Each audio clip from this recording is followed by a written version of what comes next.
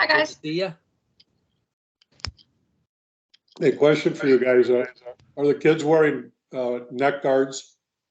Mandatory all over Canada. Well, it's about to happen here too. I just posted a picture of my grandson on my chat on my site. Mhm. It's unbelievable how my son, the same thing happened to him.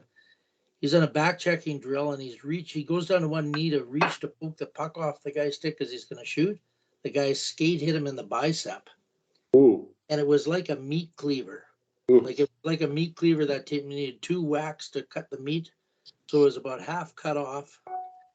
It's right across his bicep. Mm. He basically, they stitched the hole up and they offered microsurgery next day. And that was first year midget. He was one of the only guys to make AAA the first year. Yeah. And he'd been drafted by Regina. They kind of dropped him because they didn't think he'd ever recover. It kind of wiped out that season for me. I ended up playing at the end, but not, Yeah. the skates are so sharp. And that was right through his practice jersey. But, when he reached out, it opened up the gap between the shoulder pad and the elbow pad, eh? Yeah. So, yeah, I sent about 4 girls off the ice last week to go get their neck guards on. My assistant coach noticed. She said, there's a bunch of girls without neck guards on. And my son got the same kind of thing. He was at a tryout and he body checked the guy, and then a guy hit him. So he tripped over the guy that was on the ice that he'd body checked. The guy's skate went under his jersey, under his shoulder pads, got caught in his armpit. And now his skate is caught there, so he tries to get it free. Yeah. And I'm wondering why doesn't he go on the ice? Because there was just a tryout and they were changing on their own, and the athletic therapist wandering around, not even paying attention because it's a tryout. So the kids are roughing and they're only blowing the whistle on goals. So someone scores. He comes out of the player's box. His front of his practice jersey was white. It was all red. It was covered with blood.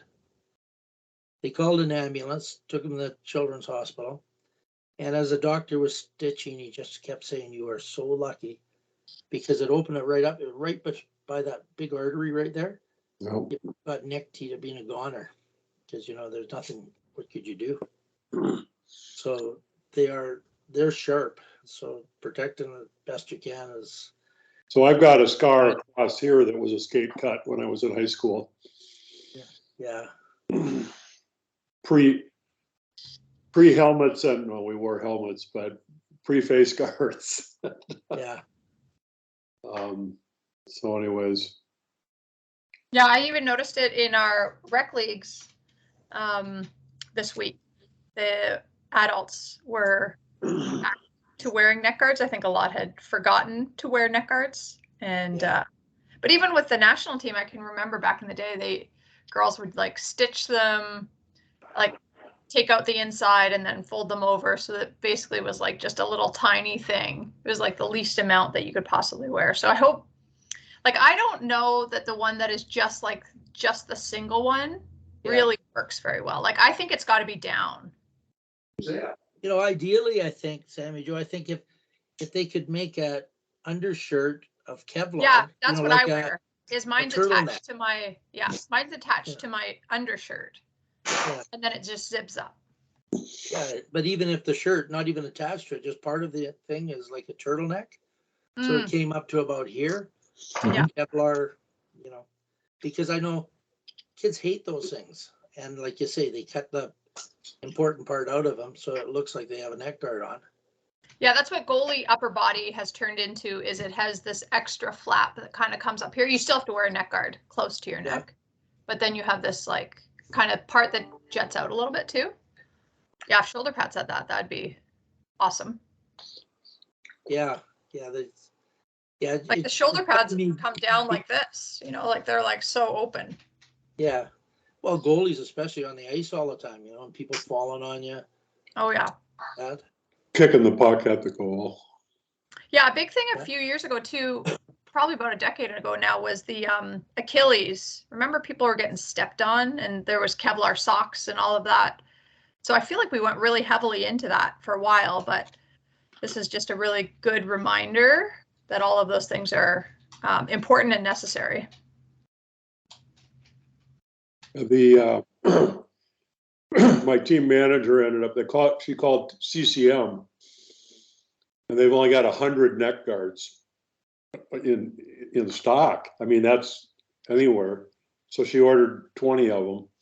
And then there's a couple others that are apparently a little higher rated, but they said 90 to 120 days because of the, you know, the demand now before you could even get them. And so our kids are going to have them. They used to be mandatory in a couple districts here in Minnesota, but then they just, you know, they just quit it. I mean, if you think about it statistically, what happened to this young man, I don't know how old he is. I mean, think how many incidences of a hockey player going on the ice every day around the world. Statistically, it's less than 0.1%, but if you can prevent that one, that's worth doing for sure. Mm-hmm. I'd heard that you guys have made it mandatory. And yeah, it's been mandatory, Tom. What would you say, for 20 years, maybe? Yeah. Oh, before that, I think even. It's been quite a while. I don't think more than 20 years though. Yeah. Sammy, when did you, this is a story that's related.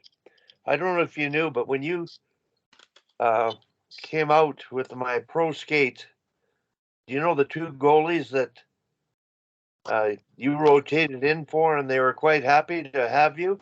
Wasn't one Clint Malarchuk? He was Clint Malarchuk.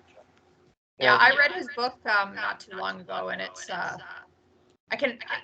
as soon as this happened, I thought of him and what sort of trauma, you know, this brings up for him. Jordan Fenton phoned him after he heard of it. Just, I'm sure he's traumatized now with that. And he had a lot of other things going on, of course, but just I don't know. We're getting echo here. Somebody got their computer on that might be causing us. I hear an echo also. Yeah. Here, what if I? Must be Tom. I mean, I keep my iPad ran out of juice and it shut off for a while, and now I'm on my phone, so I don't know if it's it. Anyway, Sammy, when you were in the net, and that evening was finished, I said to Shannon Miller, said she outplayed those two with professional players shooting at you. I was upset because I thought you were an American. You had an American jersey on. So when I phoned Shannon the next day, I said, "My God, she's good, but why would you send an American over? Because she's not American." Thank God, I said. Anyway, I'm as concerned about the helmets. I see coaches on the ice now, these outlaw leagues, U12 kids, U14 kids, they're just not wearing helmets anymore. And even at the national camp, coaches don't wear helmets. So it's, And even like NHL coaches don't wear helmets. Like right.